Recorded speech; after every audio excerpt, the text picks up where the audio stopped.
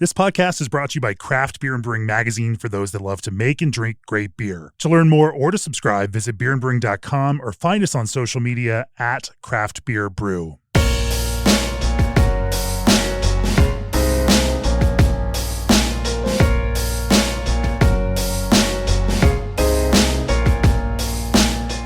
It's episode 392 of the Craft Beer and Brewing Podcast, and for this episode, I'm back at the Czech Republic, of all places. When I was last in the Czech Republic last year, there were some Czech brewers who asked me some questions. Actually, one in particular, Marek, who was at our brewers retreat, was like, why did you choose those brewers to talk to? There's lots of other craft brewers in the Czech Republic. And like, well, who should I talk to? And he was like, well, you should talk to Zichovec. And that's where I am right now. And Loni, is that the name of did I get it correct? Loni? Yeah. Zichovec is one of the larger craft brewers in the Czech Republic. And while 50% of the beer that they make is still lager, as you would expect, or actually you'd probably expect even more than that, but only 50% of the beer that they make is lager. And they're also making a number of progressive craft beer styles here in the Czech Republic that's sold both here in Slovakia and then throughout Europe in smaller doses. But they're right here on the edge of the Žatec hop growing region and have access to experimental hops. And as we were walking through the brewery earlier today, we were even tasting Czech hopped New England style IPA. And of course, that just got me really excited to have a conversation about brewing today. So welcome to the podcast, Martin Urban. Martin is director of brewing here. Hi. Welcome. And then Adam Huml. Yeah, hello. And then Honzik Petru. Yeah, thank you. Honzik's the brewer. Adam is marketing and design ninja, is his title. And anyway, we're going to, through the course of this conversation, talk about a progressive approach to brewing Czech beer. And, that progressive approach to even modern sensibility to classic lager styles, pushing innovation there, exploring new hop varieties coming from here in the Czech Republic and around the world. We will also talk about how they make Czech editions, variations of very popular styles worldwide in craft beer, and put their own creative spin on it, and make these for both their audience and the European audience. And it's creative and interesting, and I think a different kind of take on Czech brewing. Before we do that, at G&D Chillers, they always strive to build great chillers. Partner with them as you build great beer, but don't just take it from me. This is Andy Joint of Big Grove Brewery. We've been using G&D chillers from the beginning, and from our original 3.5 barrel pub system up to our production brewery, we've been able to rely on G&D to provide a high quality chiller, help us with design and layout, and provide support whenever we need it. Choose G&D chillers on your next expansion or brewery startup and receive 1 free year of remote control and monitoring of your new G&D chiller. And ProBrew is excited to now offer 2 to 4 week lead times on all in-stock ProFill rotary can fillers and seamers. These models are available in 100 to 300 can per minute filling speeds and are built with a focus on scalability and low dissolved oxygen pickup. This special lead time is only while supplies last, so send them an email at contactus@probrew.com or call them at 262-278-4945. ProBrew, brew your beer. Also, are you struggling to source affordable citrus ingredients due to market fluctuations? Try Old Orchard's flavored craft juice concentrate blends, which mimic straight concentrates at a better price point and with a more reliable supply. Or Old Orchard's citrus flavored blends include blood orange, grapefruit, lemonade, lime, and tangerine. To learn more and request your free samples, head on over to oldorchard.com/brewer. Adam, why don't you kick off things? We normally start with a little bit of history and background on the brewery, and so why don't you tell us the Zichovec story, and how the brewery came into being, focusing on the kinds of beers that it does. Sure, yeah. So the brewery started in 2012 as a small, basically restaurant-based brewery. It was in 2012. The Czech craft beer was really just taking off. Nothing was really happening. Sure. Breweries like Matuška were just a couple years old. So first IPAs and stuff. And I think shortly originally the idea was to have just a couple kinds of lagers and brew for the pub for the restaurant, but like very quickly there was a demand, especially in Prague, for like different craft beers, and the brewery started growing, expanding beer style wise. And in 2016, the original site in Zichovec, the village that we are named after, started becoming too small. Especially because it's only like a village of 200 people, so like like you can't have trucks or like big shipments coming from there. It's kind of ruining the vibe. So we can't ruin the vibe. Yeah, so we moved to Louny, which is like a North Bohemian kind of industrial city of like 20,000 people. I think 16,000 people actually, and here we are now. In 2024, brewing, I think, 13,000 hectoliters per year, and planning to open a new brewery in 2026, 500 meters away from here. Sure. So, at that time, opening up a new brewery focused on craft beer styles in this worldwide idea of what craft is a atypical, it's an unusual thing to do here in the Czech Republic, where there's a very traditional beer history and a lot of energy around that traditional beer. What was the motivation to focus in significant portion of the brewery on modern contemporary craft beer styles?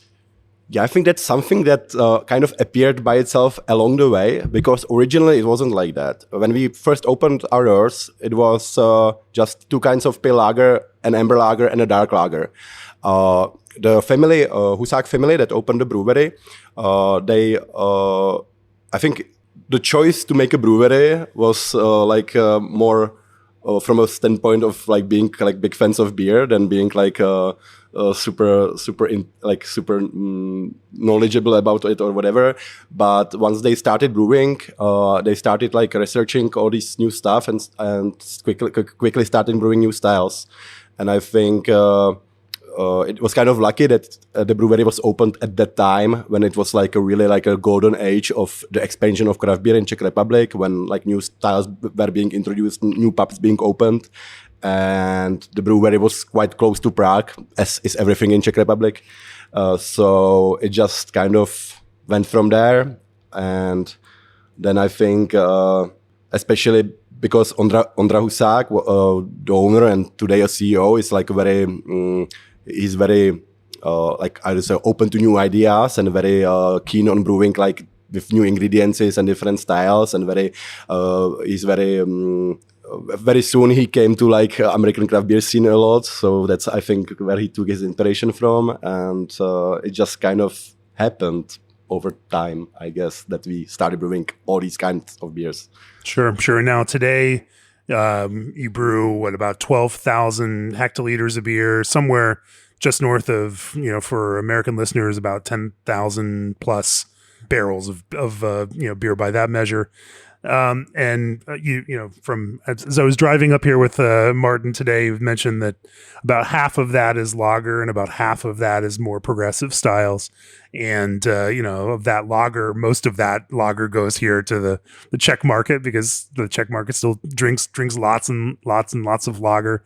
But you also take creative spins on that and are trying to push lager in some interesting directions. I definitely want to talk about that, especially looking at how you incorporate, say, different Czech hop varieties in your lagers. And of course, as I said at the very start, about how you're incorporating, Czech hops into hazy IPA. Before we talk about the actual brewing, experience distinct transparency and juiciness with Omega Yeast's Daybreak 5, using their Lumina technology. Omega genetically eliminated haze in the popular British 5 strain, allowing you to preserve the fruit-boosting prowess while achieving crystal clarity.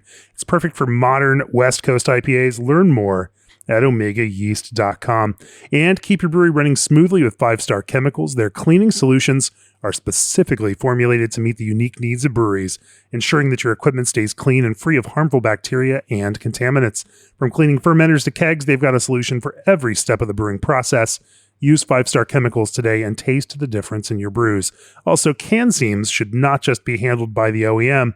Relying on outside help to confirm your product is shelf ready puts your final product and your bottom line at risk. Take back control with RSS Macklin. They provide the training and resources breweries of all sizes need to ensure the exceptional quality of your product remains the same from beginning to end. For more information, visit rssmacklin.com. That's rssmacklin.com, or email service@rssmacklin.com. Martin, why don't you talk to us for a minute? From a creative perspective, you are the recipe writer and driving a lot of the kind of creative and innovation place here. Talk to me in a broad sense about how you find inspiration. You produce over 100 new beers per year, a very significant amount. That is incredibly unusual here in the Czech Republic to make that many different beers all the time. And so where do you find inspiration for all of these new beers? It is it is difficult to talk where I find inspiration, but all ideas of beers are not from my head. Many ideas are from Adam's head or from her head of other stuff of brewery. But I'm not an idea maker. I'm a designer of recipes, and I'm experimenting with the new raw materials and design the concrete recipe. But ideas are from many people in a brewery, and they find ideas in their dreams and on other beer festivals and so on. So everyone else will give you some ideas, and then you will try to translate that into a recipe that kind of captures. Of course. Sure. But there are also some of my ideas to beers recipes. But I am mainly translators the ideas to the concrete recipes. And experimenting with ingredients, and I'm experimental brewer. Sure. And so oftentimes that inspiration comes from beers you taste from other brewers, but it also comes from the ingredients that you have access to. Mm-hmm. And you all here are so close to the Czech hop growing region in Zichovec that you have lots of access to hops, growers, and experimental Czech hops and whatnot. Talk about how you explore and use some of those experimental Czech varieties. We hear from American brewers who are using American Pacific Northwest experimental hops, but I've never ever had a conversation about using experimental hops from Czech growers, and so but that works both on the lager side and on the more creative beer side. Talk about how you find and how you work through inspiration there. It is a big luck that the Saaz city is situated near our brewery, and I made friends with people from Research Institute of Hop Breeding, of Research Institute of Breeding, and we are cooperating, and they invite me to some hop. Not only me, but also other brewers to some hop tasting and hop smelling, and we are evaluating hops to some sheets and so on. And when I see some interesting hop, I want to try it in the brewery. So it is the way I explore, for example, my favorite hop, Saaz Comfort. It is the way I explore planets. Planets are hop varieties breeded in Czech Republic, which are aromatic hops, not noble hops, aromatic hops like planets like Saturn, Pluto, and so on. and so we are trying. The Czech, breeders name the experimental hops after planets, and so when you find a Czech hop named after a planet of some sort, that's that aromatic exploratory kind of range of hops. Yeah, there are two ways of breeding Czech hops. One line is are noble hops like Saaz. They are named Saaz Comfort, Saaz Brilliant, Saaz Shine, and others. And the second line of breeding is are aromatic hops, and they are named according the planets. And so, that both of those breeding, there's the creative breeding, but then there's also on the Saaz family trying to breed similar noble hop flavors, aromas, but doing it with hops that say either, produce a little bit more alpha acid or that handle the kind of changing climate that you all are seeing here in the Czech Republic, and maybe create a better agronomic quality so that the growers can have more guaranteed hops and achieve what brewers need from them. There is a so-called program that's so-called Odolchmel, which is like a resistant hop in translation to English. And what we are seeing here today, especially after the last couple of years, is like a big shift in climate. We got these like kind of deep spring freezes, and then we got quite like dry summers. And which is of course a problem for the Saaz region, and one of the solutions is breeding these hops that are mainly focused on being more resistant to like these climate extremes. So yes, climate change is real, and Czech hop breeding program is acting accordingly. Sure. Now, but at the same time, the kind of creative, breeding side of this program, you're trying to move centuries now of tradition. I mean, I know hop growing in Žatec is, 1,000 years old at this point. Some of the early records when we were there last year, I mean, it goes back a long, long, long way. And, it can be harder to convince hop growers to grow some of these different varieties that they may not be convinced will be here in a decade from now. Yeah, as you're saying. So funny thing about the planet hops is that the Mr. Nesvadba, the guy that runs the like hop breeding manager, or like the head breeder that sounds a little bit funky. Anyway, he says that he calls his hops by planets because to a traditional Czech hop grower and traditional Czech brewer, they taste like so wildly different that they taste like they're from another planet. And that's the funny story. And funny thing, not many people know, but during communism there was so-called hop law, and so basically growing any other hop than Saaz was outlawed. So we had a hop research institute, but they could only breed, they could not farm. So for 40 years we were only growing Saaz, and it was only in the 90s when this law was broken, and that's when the like Sladek and the more alpha heavy hops were introduced to the market. And now when we talk to Mr. Nesvadba, he's like always laughing about like how now they are trying to look for flavors and smells that they would immediately throw to the garbage 20 years ago. Sure. So it's pretty cool.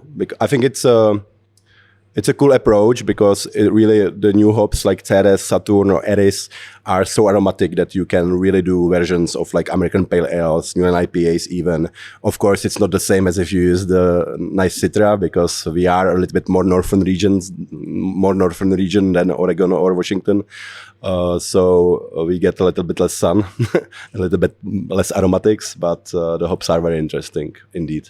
Sure, sure. Well, let's talk first, because I do want to come back and talk about how those experimental hops work into things like New England style IPA, which is just amazing to see brewed here in Europe. But I love that you put a spin on it that is your own spin.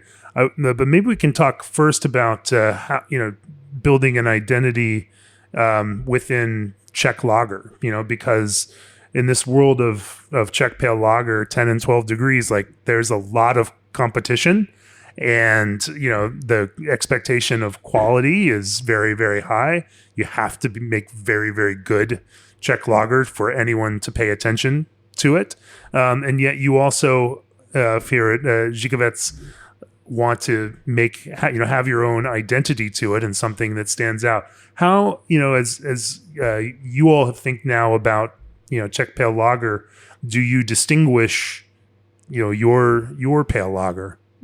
Yeah, sure. So with a pale lager, you really don't want or can afford to miss anything.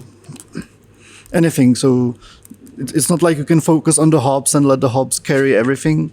All the details have to be correct. So from the malt choice to good mashing, good fermentation, and of course good hop choice and use.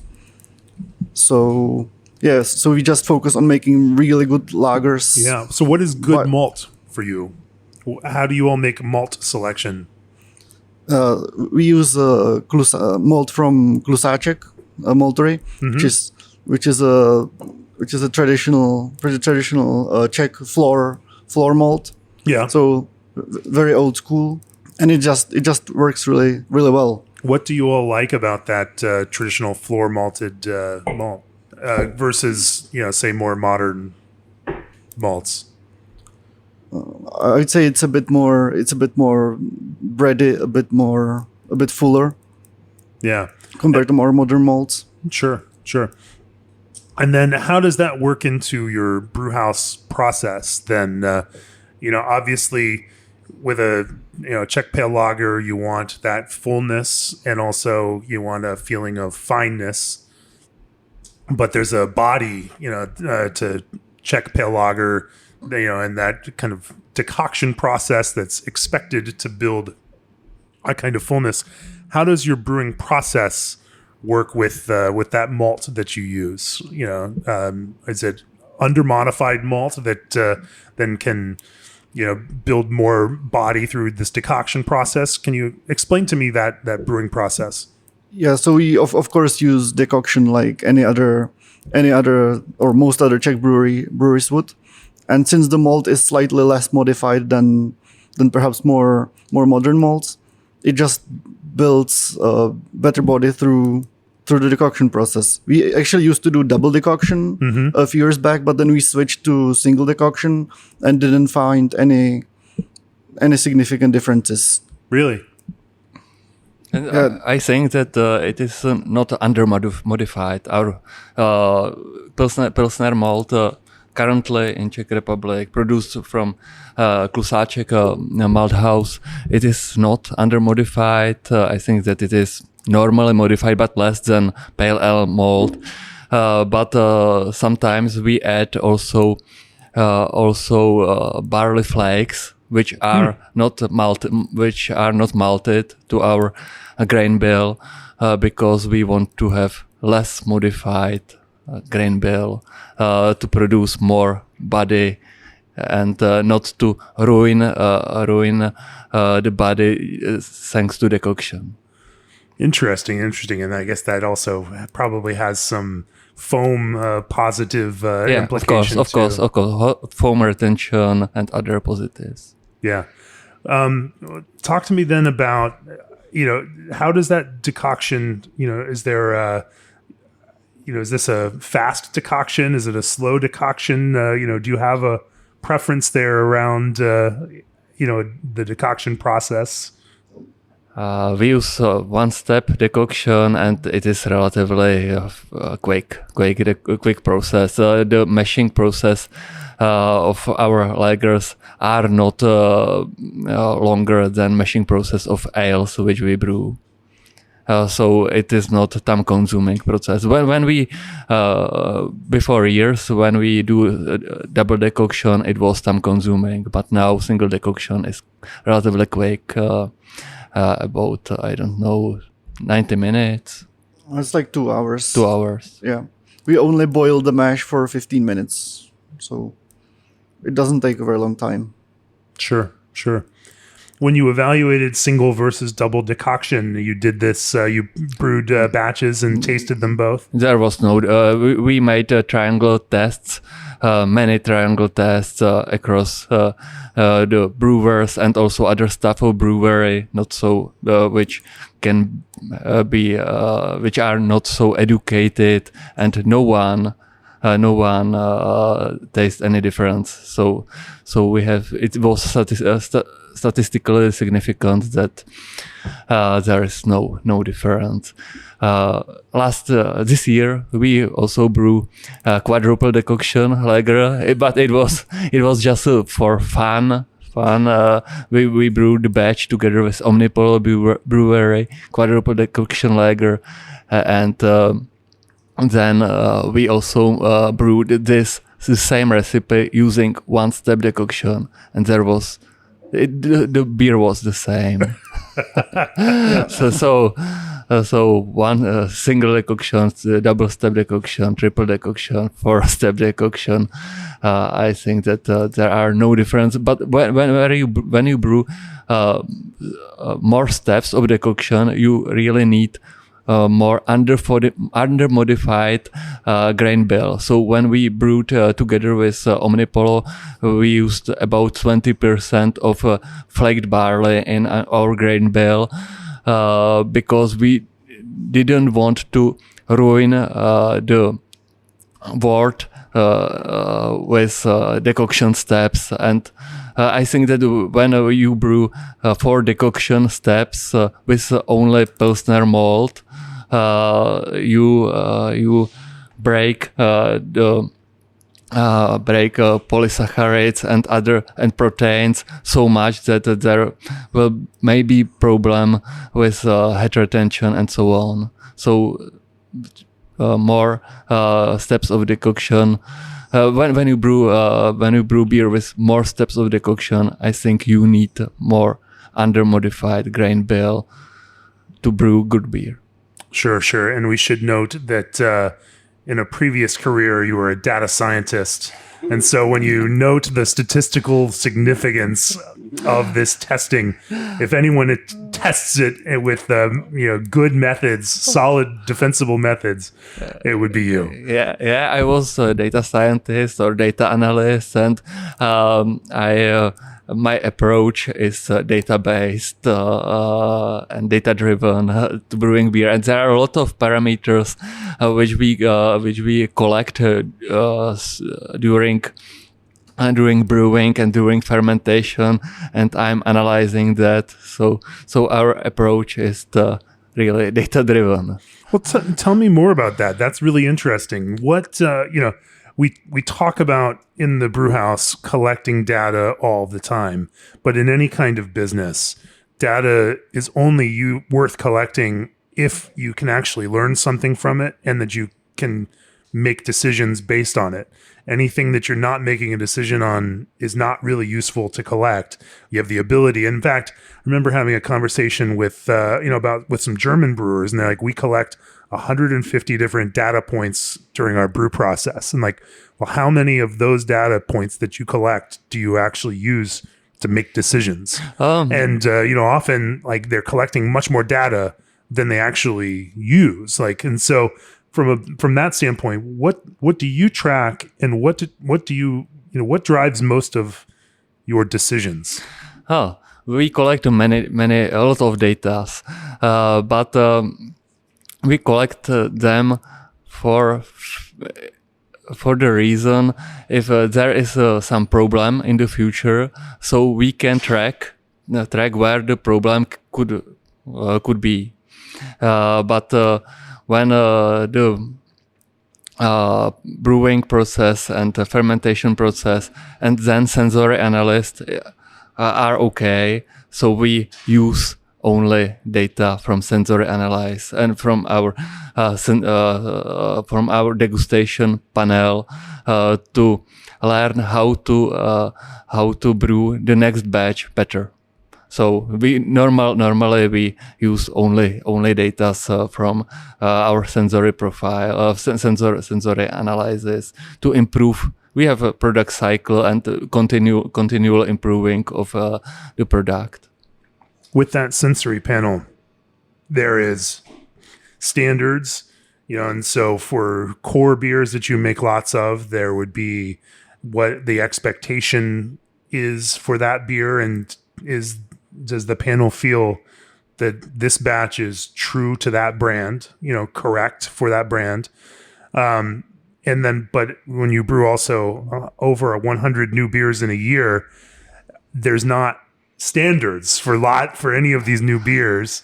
And then what do you just engage in a kind of hedonic? Do I like this? Do I not like this? Or do I note flaws? How does that? We evaluate, for example, mouthfeel.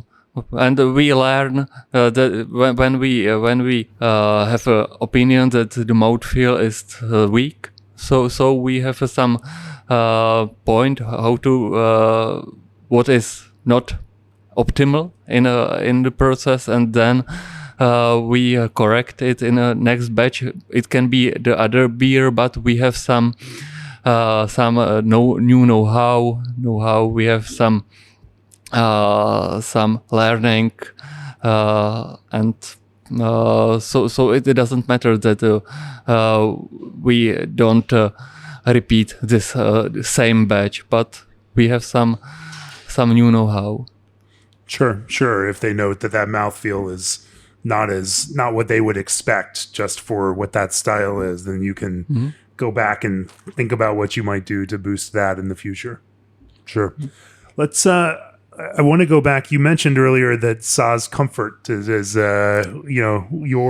your favorite lager hop. Yeah. Talk to me about that. Talk to me about some of your favorite Czech hops for brewing lagers with. I think when I look at it from an American perspective, American brewers, when they think brewing, we're going to brew a Czech style lager, we're going to use Saaz. Like it's just and so but I think for American brewers to think outside of just Saaz, especially given all of the environmental challenge, the challenge that growers have, the weather issues, some of these newer varieties of Czech lager hops, noble hops, offer some opportunities and some other ways of making great Czech lager. But maybe American brewers don't have as much experience with these different varieties as you all do. So I love traditional Saaz, but there are breeding line and new varieties of noble hops are Saaz Comfort, Saaz Shine, Saaz Brilliant, and other. And I really love Saaz Comfort. It is more herbal, more spicy than traditional Saaz. I love Saaz Shine. It is, I don't know, more floral and earthy.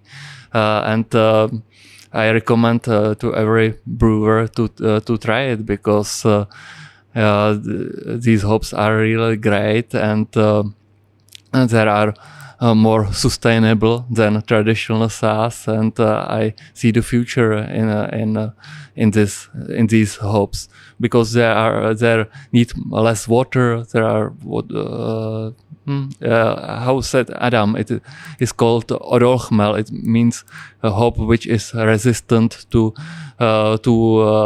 climate changes. Sure. So I recommend Saaz Comfort, Saaz Shine. These are my favorite new hop varieties. Also, if I can add, there's, I think, a very interesting line of Czech hops that is not very well known. They are called after music. So there's like blues, there's country and jazz. And these are dwarf hops. So the usual hoppy yard will be like 9 meters high. And it's problematic for water consumption because hop in Czech Republic, I don't know if that's worldwide, but in Czech Republic, it's treated by high pressure water to wash the wash the insects basically out, and then wash some, I don't know, different chemicals and stuff. I don't know exactly what, but I know that a lot of water is used during the growth phase. And these small hops, dwarf hops, they have half the production per acre, but are third of the height, which means much less water consumption per acre, but also it means that the poles don't have to be so deep. And in Czech Republic, for a hoppy yard, you need to have a construction license, because basically the poles for the hoppy yards go so deep that you need to get like a construction permit. But if you do like only 3-meter poles, they don't need to go so deep, and you can just build them on your land whenever you want. So fun fact. Yeah, I would also add especially to the American brewers, that since everyone is using just Saaz hop, once you start using a different modern Saaz variety like Saaz Shine or Saaz Comfort, you're immediately gonna stand out from the crowd. So if you have a good lager, but others also have similar good lagers, you can start using a different hop and be different. I think now we're drinking our fresh Saaz Comfort, which is like basically Saaz Comfort whole cones, fresh from the hop yard. But earlier with Jamie, we drank our Krahulik 11, which is like our core lager, basically our best sold lager, and that's based on two Czech modern hops, Harmonie and Saaz Shine. And I think you can tell the difference. Like, it's a little bit more aromatic, a little bit more floral, a little bit more earthy maybe. It's more pronounced. It's maybe not as elegant to Saaz, but I think especially for our Czechs, like you're used to drinking Saaz your whole life. It's kind of like like how when you get Mexican food, it all tastes like corn because there's so much corn tortilla, but Mexicans just are used to it so much that they don't really get that. I think we get that with classic Saaz, like it's just what it tastes like. It just flows through. Sure. No, that's that's I hope I didn't insult any Mexicans. No. Right. Well, you become, we develop a familiarity with certain flavors and flavors and aromas, and with that familiarity, we start tuning them out. And so they don't become pronounced things that we particularly notice. They just become, this baseline. Well, that's just what it tastes like and what it smells like. I also wanted to add to what Martin was talking about. One thing about the decoction, I think it's a big difference if you have direct heating or not. Because, and I think people don't talk about it enough. Because in modern setups, where you don't really get over that 100 Celsius, the decoction is more like a fad, like a trend, like, or something you do. But when you're talking breweries that like keep the direct heating, like Pilsner Urquell, for example, I'm not a fan, but this is something I like about them. I mean, direct fire kettle versus say a steam jacketed kettle. You get over that 100 like it gets a little bit more, like it gets more of that mild reaction and more of that browning reactions that you don't get on a indirect heating kettle. And so like when you're doing a triple decoction but you don't have a direct heating, it's kind of like you're just like it's good marketing, you're just burning gas basically. You're just burning gas. and well, I'm not sure if you agree, Martin, but I think it's a big difference when yeah, it's true. I am sure that it is a big difference if you have direct heating or just normal duplicate vessel with steam. I am sure that direct heating can have a really big impact on the beer through Maillard reaction and others. If you don't have a direct fire, you're just burning gas. I love it. And the other thing was when Martin was talking about how we evaluate beers and how well did they come out, I think there are basically two approaches. Well, when you're brewing something familiar, you're bringing a new IPA, even if it's with some new hop variety, you know what's good and what's bad. Like, you know that it should not be harsh. You don't want it like whatever. You don't want it grassy, blah blah blah. There you can go very we can all agree it's good or like we did a good job or not.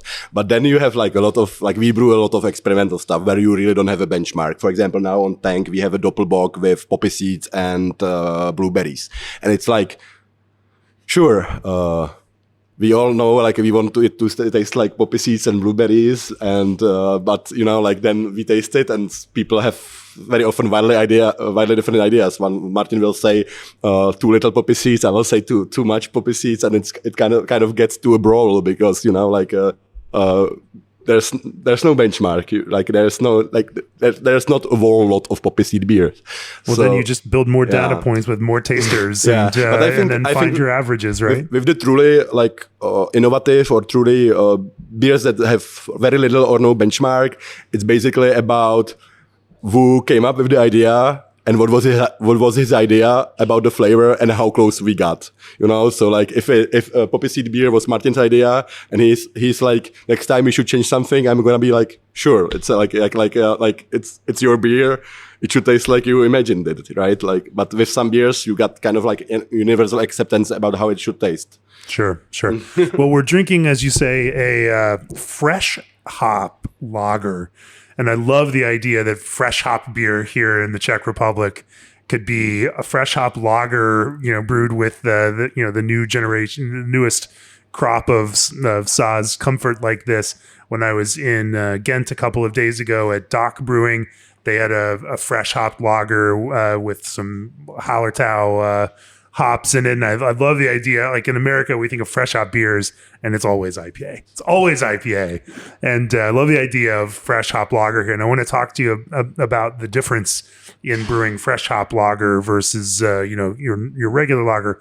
Before we do that, Indie Hops breeds new hop varieties to help brewers captivate beer lovers. Brewers worldwide trust Indie's unique varieties, Strata, Lorien, Luminosa, Meridian, and Audacia, to modernize, brighten, and diversify their beer lineup. Indie also offers classics that thrive in Oregon terroirs such as Chinook, Crystal, and Sterling, thoughtfully crafted and selected hops to meet your brewing needs. Visit indiehops.com/podcast to discover what's new in hop flavors. Indie Hops, life is short. Let's make it flavorful.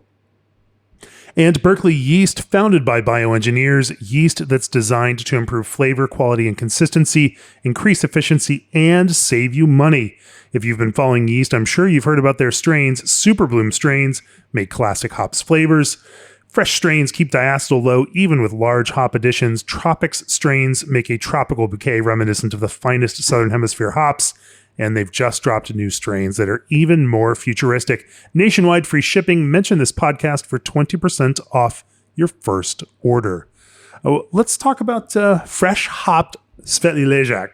Like the concept of that is fascinating to me. How does that fresh hop process differ from your normal pale lager process? I think that brewing fresh hop lagers or fresh hop beers, it is the only seasonal event in a brewing industry, because normally it is not like a wine making when you have a harvest of wines once a year and the rest of year you are making other things. In brewing, you just using raw materials which you have on stock or your suppliers have on stock, and it is not seasonal business.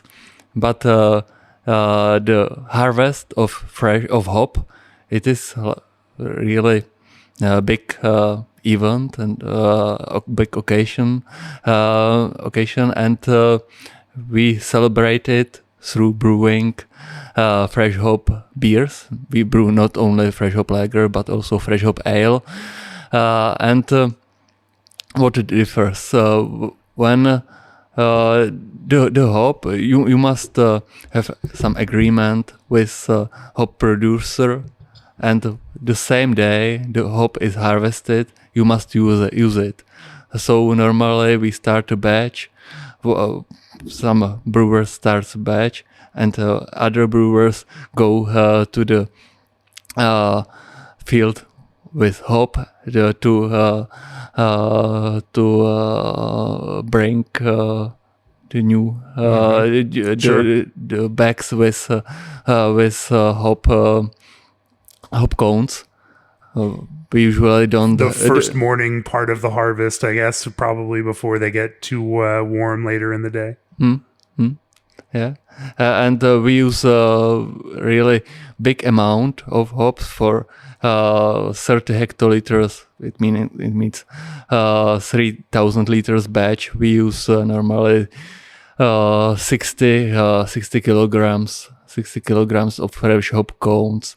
We don't know the analysis of these cones. We don't know what amount of alpha acids are there. So it is a little bit risk, but it is very nice. We are not able to add these hop cones to the wort kettle. So we must add it to the Leutertan and do some other. So you use the Lauterton almost like a hop back. After the boil, pumping into the Lauterton where the hops are in order to steep the beer, on those hops. Exactly. Do you drop the temperature at all, or does it just go over just short of boiling? It drops naturally a bit since you move it to a cold vessel. But otherwise no, it's like at 90 degrees. When we steep it and we move the boiling wort to the fresh hop cones into the Lautertan, and then immediately start pumping it back into the kettle. So it steeps for 5 to 10, maybe 15 minutes.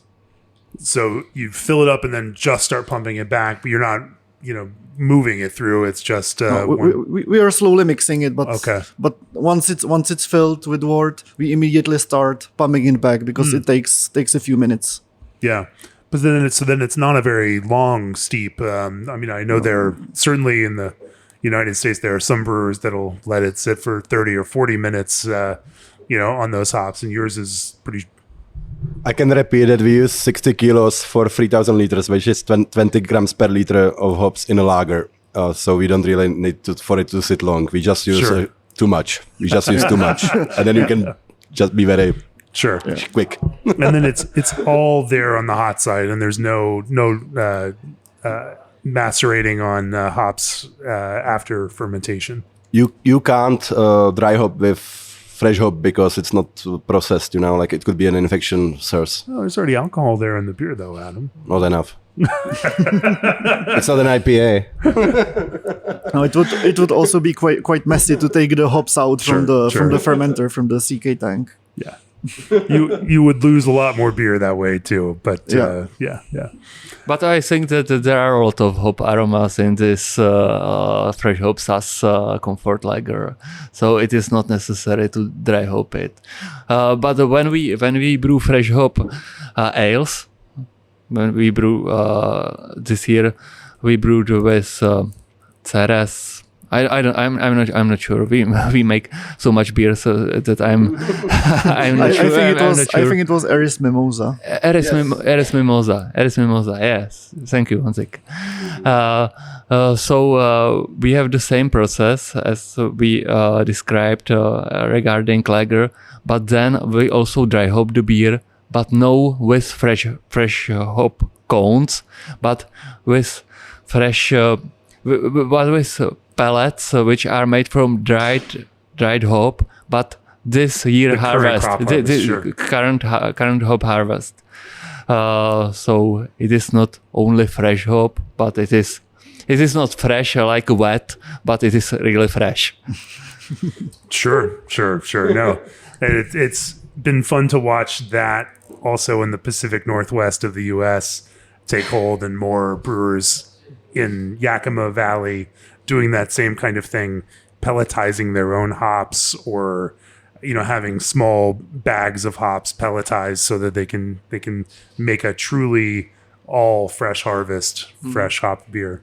And of course in the United States, Sierra Nevada makes their own fresh hop beer celebration, where they just put the bales on trucks and use whole cones dried, and it's a major beer.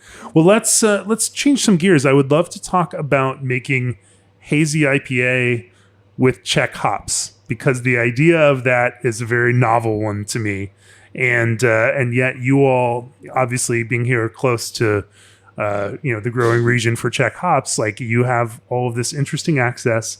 And the one that we tasted today off of the tank in the brew house was very interesting and compelling. And it had the same kind of melon and berry character that I might expect out of hazy IPA, made from Pacific Northwest hops.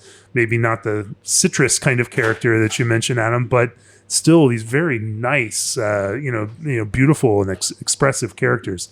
As you're designing hazy IPA using Czech hops, Martin, talk to me about, what hops inspire you and how you find ways to blend those hops to make some exciting IPAs.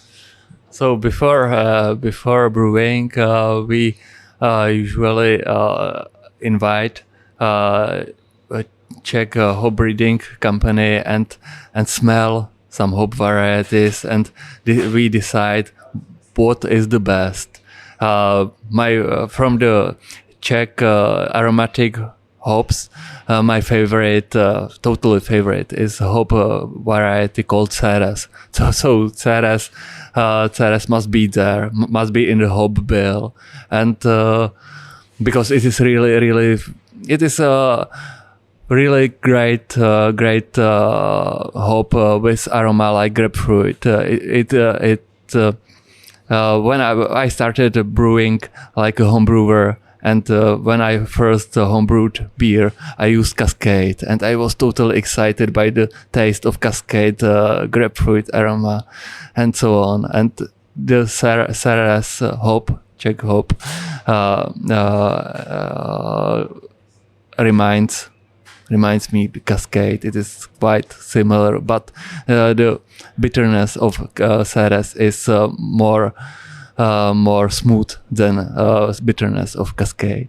So the Ceres must be in the hop bill, and then we choose the other two hop varieties which are good and can pair with this grapefruit aroma. This year we chose Ceres and Saturn, and it is, I think, that is great pairing. And but when we brew from Czech hop varieties which are not so aromatic as Citra and so on, we also use enzyme aromazym to enhance aroma, to produce some thiols from Czech, from this. Tell me about that. I'm not familiar with that. I think that in every hop variety, and also in Saaz hop variety, you have some substances which are there, but they are not free. Sure. They are locked, and when you use some enzyme, we use enzyme product called aromazym. I'm not sure what are names of enzymes which are there. Mm-hmm. So you unlock these aromatic compounds, and there became aromatic. They are free thiols, I think. Yeah. And when you use it, there is more aroma.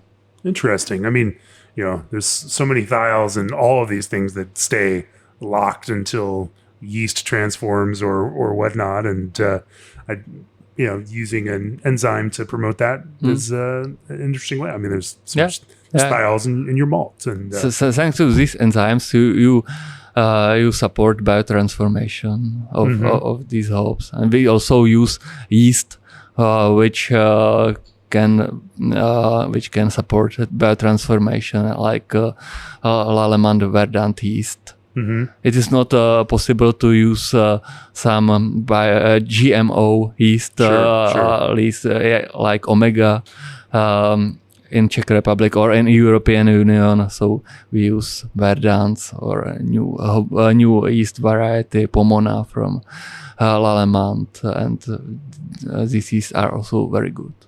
And also still produce that kind of haze stability that you want for this too. Of course. Talk to me about that process. Obviously you're mentioning biotransformation, which suggests to me that you're adding hops before fermentation is finished. There's challenges in terms of haze stability. A lot of American brewers now are not doing that because, it can actually make your beer less hazy. A lot are pushing lots of whirlpool hops and then doing post-fermentation dry hop. Talk to me about your hop addition process using Czech hops throughout your process. When we brew a New England IPA, we usually use a small amount of bittering hops in the beginning of boil, and then no other hop during boil process. Then we chill down the wort to 80 degrees centigrade during moving the wort from the wort kettle to whirlpool. So in whirlpool we have 80 degrees centigrade, and then we add hop. So you are cool pooling. Yeah. We use usually about 4 grams per liter of aromatic hops. Sometimes we use also some phantasm power and other stuff which when we want a lot of thiols. We are something like thiol hunters. And then we ferment beer with some yeast. We use normally fermentis as O4 or L'Allemand Verdant or L'Allemand Pomona yeast and these types of years. And in the end of fermentation, maybe one plateau before the final gravity, we add hops for dry hopping, usually about 10 grams per liter. Then we don't add hop to the cold side because we are afraid of hop creep and so on. So we dry hop on the end of active fermentation. There, with hop varieties, especially in hazy IPA, there are some hop varieties that contribute to haze that are definitely more haze positive than other hops. I mean, I think we all know Galaxy is just one of those hops that produces, more haze and builds haze stability. Are there any Czech hops that you use that are better at generating haze than others? I'm not sure. I'm not sure. We don't have problem with haze stability. We have a lot of protein malts, all protein grain in grain bill when we brew a New England IPA. So I think that the formation of protein polyphenol complex is not issue for us. Sure. What do you lean on? You mentioned barley flakes and other beers. What kind of higher protein malts do you use in hazy IPA? We use oat flakes, sometimes wheat flakes, and wheat malt. Yeah, cool. Well, it's interesting, and it's fun to look at hazy IPA from a Czech perspective. Let's just look at one last thing. As you all make 100 new beers, more than 100 beers in any given year. What has been the most exciting or interesting beer that you've learned from over this past year? Something that I might not expect that that you either enjoyed brewing or that you learned something from brewing this year. There are a lot of things. It was interesting to make a research when we brewed the beer or non-alcoholic beer from the hemp. For the hemp, hemp. Okay. Hemp from the local hemp farm. We brewed CBD non-alcoholic IPA, and it was interesting to make research how to add CBD CBD flower to beer, and how to add CBD oil also to beer. How to make suspension of oil and beer. It was interesting research regarding this beer.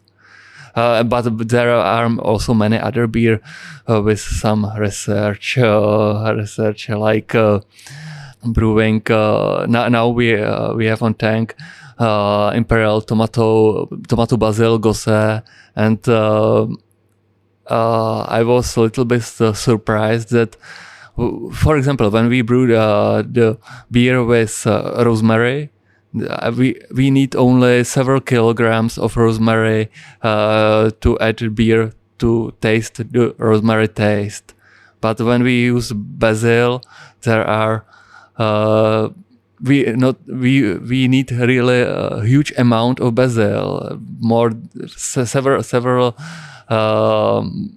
about 30 kilograms of basil, and it is a challenge to add it to beer to save the taste and not not bring some bugs to beer. Sure. And bugs so on. and vegetal character and all of that. Right. I mean, yeah. So I'm exciting where I make some research regarding new raw materials. I was also surprised.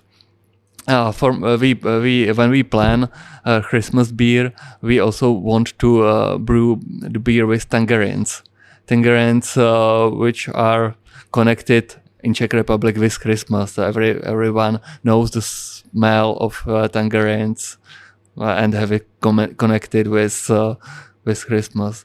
But we made a lot of experiments with tangerines. We bought a lot of types of tangerine organic purees. We made our own puree from tangerine. We made it from the fruit and also from the peel, but the result was bad.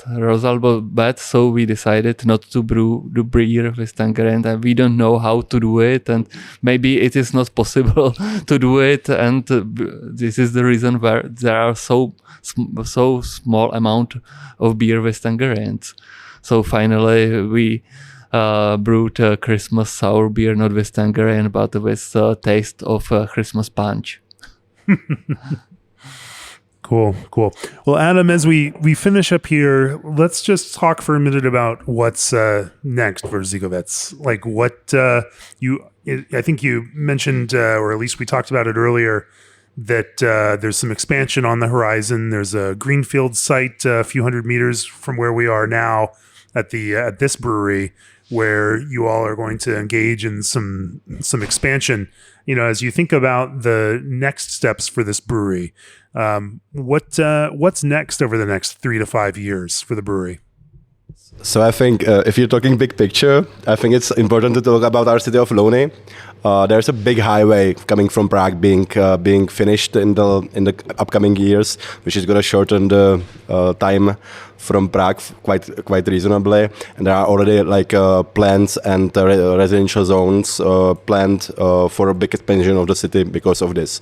So we are looking at and it's already not very far from Prague. Yeah, it's nothing in Czech Republic is far from Prague, but we are the size of one of your states. And smaller than many of them.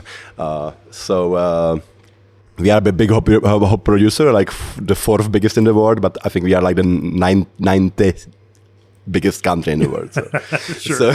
so we are pretty small. But the city is going to grow like 50% in the next 10 years. And we are building a brewery. That's not only going to be a bigger production for us. I think the increase in the top size is going to be like 50,000 hectoliters. Sure. In the far future, I don't know when. We'll see how lucky we are. and but it's also gonna be like a restaurant, like a cultural center. It's a big lot, so there's gonna be like a big outside place for like festivals and concerts and stuff like that. So it should also be like a cultural center, some kind of cultural center for this city. Sure. And more continued experimentation in the future, but also more modern interpretations of classic styles. Definitely. What we've been doing lately is a lot of collaborations with like local farmers. So we did like lavender beer with a local lavender farm, the CBD beer with local wheat. We did help me here. We do also hop yards, hop growers are farmers, so we do that. But I think we covered that. And there are some other things that I can't think about now. There is this nettle farm that we are doing a collab soon, I think. And nettle farm. Nettle farm, yeah. Funny. Cider. And yeah, also cider. We do cider from local apples. It's very limited, like always like a couple hundred bottles per year, but pretty good. It's good if there's not an economical reason to do it. If it's just for fun, it's always better than always easier to make it good. I think. And I think the hardest thing for us is just keeping the tempo that we already doing, and just keeping that spirit and that tempo, basically. Yeah. Sure. Well, I think that's a great place to bring this to a close. Choose G&D Chillers on your next expansion or brewery startup and receive 1 free year of remote control and monitoring. ProBrew offers 2 to 4 week lead times on in-stock rotary can fillers and seamers. Old Orchard is the go-to source for fruit-forward ingredients for some of the biggest names in the craft brewing landscape. Omega Yeast Daybreak 5 gives you juicy modern hop flavors without the haze. 5-Star Chemicals cleaning solutions are specifically formulated to meet the unique needs of breweries. Take back control of your canning and seaming with the experts at RSS Macklin.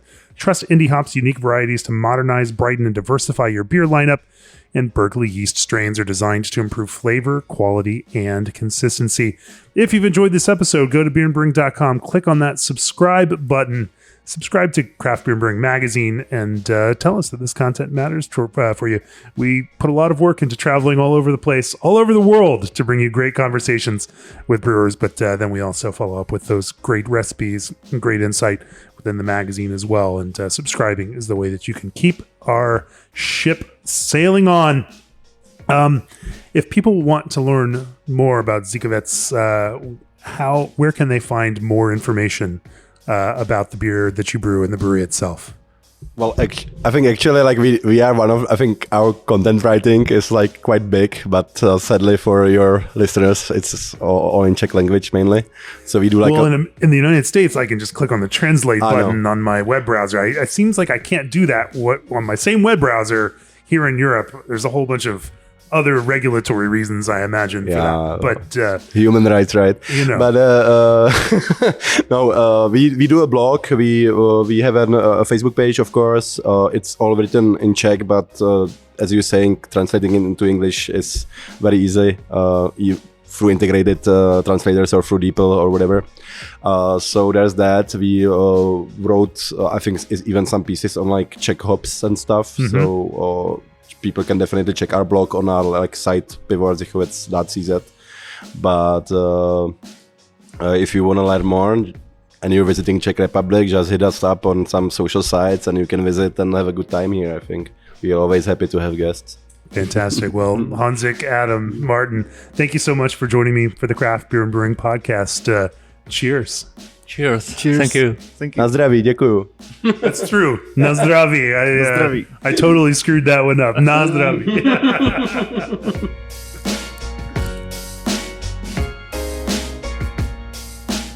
This podcast has been brought to you by Craft Beer and Brewing Magazine for those who love to make and drink great beer.